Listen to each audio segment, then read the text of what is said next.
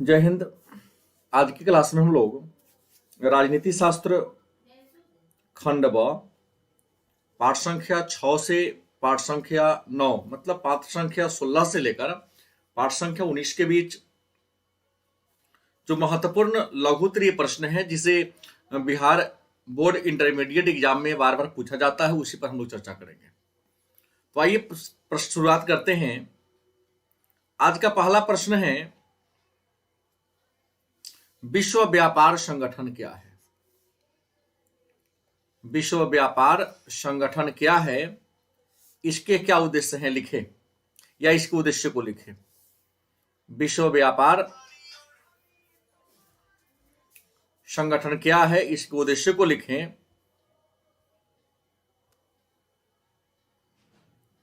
आप लिखेंगे विश्व व्यापार संगठन एक वैश्विक संगठन है। विश्व व्यापार संगठन वैश्विक संगठन है। इसकी स्थापना 1 जनवरी 1995 को की गई थी। इसका पूर्व नाम गैट था। इसका मुख्यालय जेनेवा में है। वर्तमान समय में विश्व के 164 देश इसके सदस्य हैं। इस संगठन का उद्देश्य राज्यों के बीच व्यापार के संबंधों को बनाए रखना है तथा उनके बीच आने वाली बाधाओं को समाधान करना है। अगला प्रश्न है, विश्व व्यापार संगठन के कार्यों को लिखें। विश्व व्यापार संगठन के कार्यों को लिखें। आप लिखेंगे विश्व व्यापार संगठन के प्रमुख कार्य हैं। नंबर 1, अपने सामरिक समझौता को लागू करना। नंबर 2, व्यापार संबंधी बातचीत के लिए मंच के रूप में काम करना। नंबर 3, व्यापार संबंधी विवादों का निपटान करना। नंबर 4, अंतर्राष्ट्रीय व्यापार संबंधी नीतियों पर नजर रखना। नंबर 5, विकासशील देशों को तकनीकी सहायता और प्रशिक्षण देना। नंबर 6, अंतर्राष्ट्रीय संगठनों में सहयोग प्रदान करना। अगला प्रश्न है, सुरक्षा परिषद क्या है? अगला प्रश्न है, सुरक्षा परिषद क्या है? टिप्पणी लिखें। सुरक्षा परिषद क्या है, टिप्पणी लिखें। आप लिखेंगे सुरक्षा परिषद संयुक्त राष्ट्र संघ का एक अंग है। इसे संयुक्त राष्ट्र संघ की कार्यकारिणी कहते हैं। इसे दुनिया का पुलिस मैन के नाम से जानते हैं।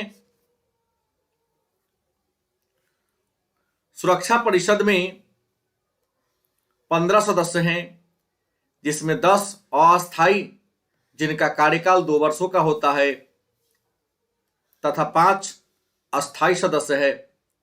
सुरक्षा परिषद के अस्थायी सदस्य संयुक्त राज्य अमेरिका, रूस, ब्रिटेन, फ्रांस और चीन है। 5 अस्थायी सदस्यों को वीटो पावर या वीटो शक्ति प्राप्त है। अगला प्रश्न है, संयुक्त राष्ट्र संघ के उद्देश्यों या कार्यों को लिखें। संयुक्त राष्ट्र संघ के उद्देश्यों या कार्यों को लिखें। आप लिखेंगे संयुक्त राष्ट्र संघ के प्रमुख उद्देश्य निम्नलिखित है। नंबर 1, विश्व के विभिन्न राष्ट्रों के बीच होने वाले अंतर्राष्ट्रीय विवादों को रोकना तथा उनके बीच सहयोग की भावना विकसित करना।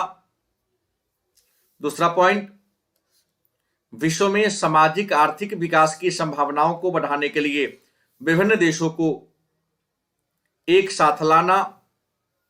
नंबर 3, बिना किसी भेदभाव के मौलिक स्वतंत्रता को प्रोत्साहन देना। नंबर 4, विश्व शांति को सुदृढ़ बनाने के लिए समुचित प्रयास करना। अगला प्रश्न है, महासभा के संगठन और कार्यों का वर्णन करें। महासभा के संगठन और कार्यों का वर्णन करें। आप लिखेंगे महासभा संयुक्त राष्ट्र संघ का सबसे बड़ा अंग है। महासभा संयुक्त राष्ट्र संघ का सबसे बड़ा अंग है। इसमें प्रत्येक सदस्य को समानता के आधार पर स्थान प्राप्त है। इसमें सभी सदस्य अपना 5 प्रतिनिधि भेजते हैं, लेकिन उन्हें 1 वोट देने का अधिकार है। महासभा की बैठक वर्ष में 1 बार होती है, जो सितंबर महीना के तीसरे मंगलवार को प्रारंभ होता है और 3 महीने तक चलता है। महासभा का एक अध्यक्ष होता है, जिनका कार्यकाल 1 वर्षों का होता है। इसका प्रमुख कार्य विश्व में शांति, सुरक्षा और सहयोग को बनाना है। अगला प्रश्न है, महासभा के कार्यों को लिखें। प्रश्न है, महासभा के कार्यों को लिखें। उत्तर होगा, महासभा के प्रमुख कार्य निम्नलिखित है। नंबर 1, अंतर्राष्ट्रीय शांति और सुरक्षा की भावना को बनाए रखना। नंबर 2, निःशस्त्रीकरण और शस्त्रों के विनिमयन को प्रभावित करने वाले सूत्रों पर विचार विमर्श करना। नंबर 3, सामान्य कल्याण तथा राष्ट्रों के बीच मैत्रीपूर्ण संबंधों को बढ़ावा देना। नंबर 4, सुरक्षा परिषद के 10 अस्थायी सदस्यों और अंतर्राष्ट्रीय न्यायालय के 15 जजों का निर्वाचन करना। अगला पॉइंट होगा, संयुक्त राष्ट्र के बजट का निर्माण करना। अगला पॉइंट, सुरक्षा परिषद की सिफारिश से महासचिव की नियुक्ति करना। और अंतिम पॉइंट होगा, अंतर्राष्ट्रीय राजनीति के सहयोग को बढ़ाने का क्या करना, प्रयास करना। अगला प्रश्न है, संयुक्त राष्ट्र संघ के महासचिव पर टिप्पणी लिखें। संयुक्त राष्ट्र संघ के महासचिव पर टिप्पणी लिखें। आप लिखेंगे, महासचिव संयुक्त राष्ट्र संघ के सबसे प्रमुख प्रशासकीय पदाधिकारी होते हैं। इनका निर्वाचन महासभा के द्वारा बहुमत तथा सुरक्षा परिषद के सिफारिश के आधार पर किया जाता है। इनका कार्यकाल 5 वर्षों का होता है। संयुक्त राष्ट्र संघ के पहले महासचिव त्रिगवेली थे तथा वर्तमान महासचिव एंटोनियो गुटेरस हैं, जो पुर्तगाल के हैं। संयुक्त राष्ट्र संघ के पूरी कार्यालय पर महासचिव का ही नियंत्रण होता है। अगला प्रश्न है, अंतर्राष्ट्रीय श्रम संगठन पर टिप्पणी लिखें। अंतर्राष्ट्रीय श्रम संगठन पर टिप्पणी लिखें। आप लिखेंगे, अंतर्राष्ट्रीय श्रम संगठन जिसकी स्थापना 1919 ईस्वी में की गई। इसका मुख्यालय जेनेवा में है। इससे 1946 ईस्वी में संयुक्त राष्ट्र संघ का अभिकरण बनाया गया। इसका उद्देश्य विश्व के देशों में श्रमिकों की दशा में सुधारना, उत्पादक रोजगार को बढ़ावा देना तथा सामाजिक न्याय के विचार को साकार करना है। अगला प्रश्न है, अंतर्राष्ट्रीय मुद्रा कोष क्या है, इसके उद्देश्य और कार्य को लिखें। अंतर्राष्ट्रीय मुद्रा कोष मतलब IMF क्या है, इसके उद्देश्य और कार्य को लिखें। आप लिखेंगे, अंतर्राष्ट्रीय मुद्रा कोष संयुक्त राष्ट्र संघ का एक विशेषीकृत अभिकरण है। इसका गठन 1944 ईस्वी में ब्रिटेन वुड्स सम्मेलन के फलस्वरूप 1945 ईस्वी में किया गया।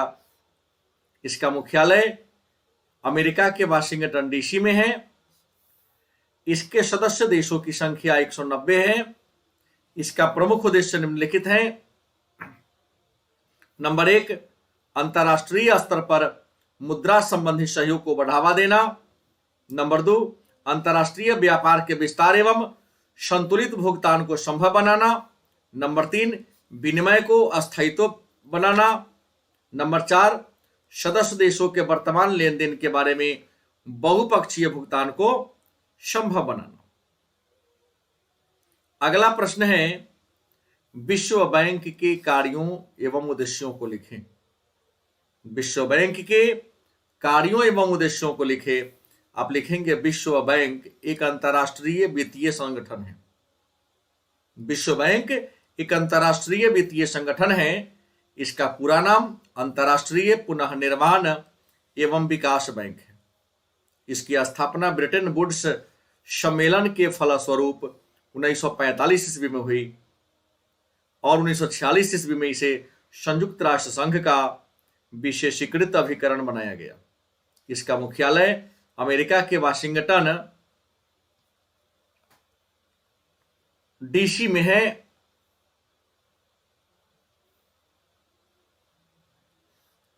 वर्तमान समय में विश्व के 189 देश इसके सदस्य हैं। इसका मुख्य कार्य अपने सदस्य देशों के पुनर्निर्माण और विकास के लिए ऋण देना। दूसरा, विकास के लिए अंतर्राष्ट्रीय स्तर पर निवेश को प्रोत्साहित करना। नंबर 3, सदस्य देशों में व्यापार की दशा सुधारने के लिए अंतर्राष्ट्रीय निवेशकों को प्रोत्साहित करना। अगला प्रश्न है, भारत को संयुक्त राष्ट्र संघ के सुरक्षा परिषद में अस्थायी सदस्यता मिलनी चाहिए, क्यों? उल्लेख करें। मतलब प्रश्न ये कहना चाहता है कि भारत आज सुरक्षा परिषद में अस्थायी सदस्यता का डिमांड कर रहा है। क्या इनका डिमांड जायज है?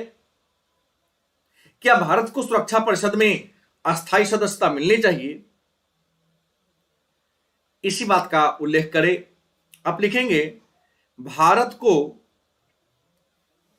सुरक्षा परिषद में अस्थायी सदस्यता मिलनी चाहिए क्योंकि नंबर 1, भारत संयुक्त राष्ट्र संघ का संस्थापक सदस्य है।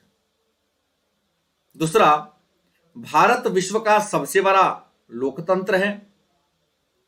तीसरा, भारत संयुक्त राष्ट्र संघ के विभिन्न शांतिपूर्ण कार्यों में महत्वपूर्ण भूमिका निभाता है। चौथा, भारत में संयुक्त राष्ट्र संघ के भारत ने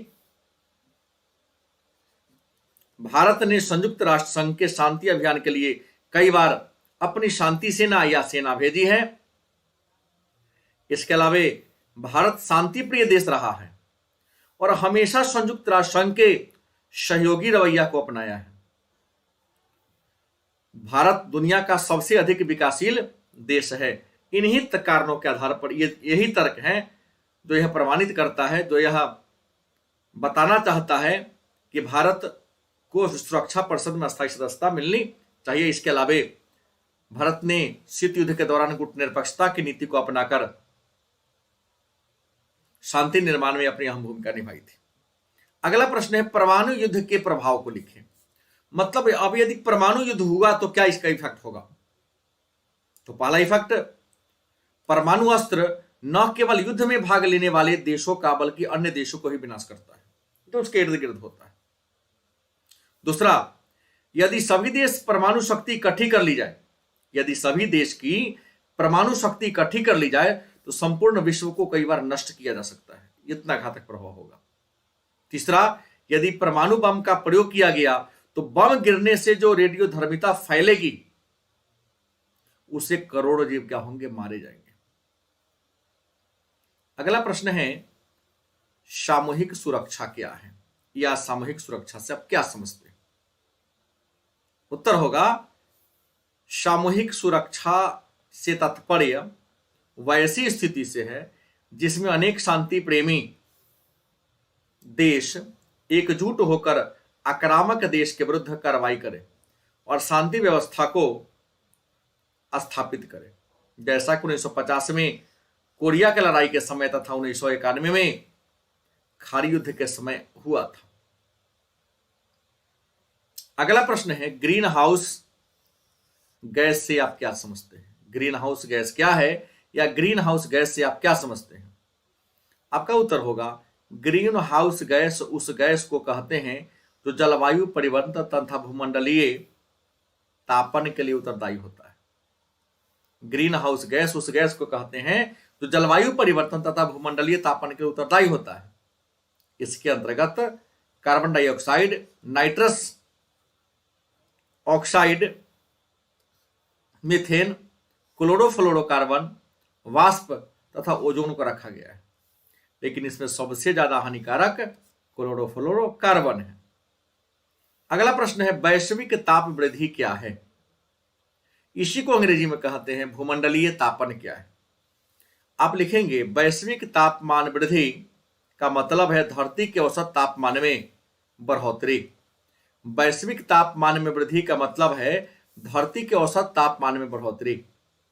प्राकृतिक कारणों तथा मानव की गतिविधियों के कारण पृथ्वी के तापमान में दिन प्रतिदिन हो रही वृद्धि को वैश्विक ताप वृद्धि के नाम से जानते हैं। वैश्विक ताप वृद्धि के लिए ग्रीन हाउस गैस जैसे carbon dioxide, carbon monoxide, nitrous oxide क्या है? जिम्मेवार है। अगला प्रश्न है ऑपरेशन गंगा क्या है? या ऑपरेशन गंगा से आप क्या समझते हैं? आप लिखेंगे रूस यूक्रेन युद्ध के दौरान यूक्रेन में फंसे भारतीय नागरिकों एवं छात्रों को यूक्रेन से बाहर लाने के लिए भारत सरकार ने फरवरी 1922 में एक निकासी अभियान चलाया था, जिसे ऑपरेशन गंगा के नाम से जानते हैं।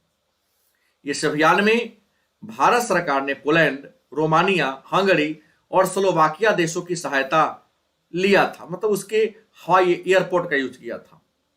इस अभियान में भारत सरकार ने Indigo, spice jet, air India विमान का सहारा लिया था। अगला प्रश्न है जो हाल में ही, ये दोनों प्रश्न हाल की ही घटना है। श्रीलंका संकट क्या है? या श्रीलंका संकट से आप क्या समझते हैं? आपका उत्तर होगा श्रीलंका, जो भारत के दक्षिण में स्थित भारत का एक द्वीपीय पड़ोसी देश है। श्रीलंका जो भारत के दक्षिण में स्थित भारत का द्वीपीय पड़ोसी देश है। फरवरी 1922 में श्रीलंका में विदेशी मुद्रा भंडार की कमी हो गई। फरवरी 1922 में विदेशी मुद्रा भंडार को केवल 2 बिलियन अमेरिकी डॉलर ही रह गया। इसके अलावे श्रीलंका पर 7 बिलियन अमेरिकी डॉलर विदेशी ऋण का दायित्व था। इस विकट स्थिति में यहां के राष्ट्राध्यक्ष देश छोड़कर भागे, अतः यहां के नागरिकों ने सशस्त्र विद्रोह कर दिया, जिसे ही श्रीलंका संकट के नाम से जानते हैं। तो ये रहा राजनीति शास्त्र खंड व के महत्वपूर्ण लघुत्तरीय प्रश्न। अब इसके दीर्घोत्तरीय प्रश्नों पर चर्चा आगे की क्लास में होगी। आज के लिए इतना ही। धन्यवाद।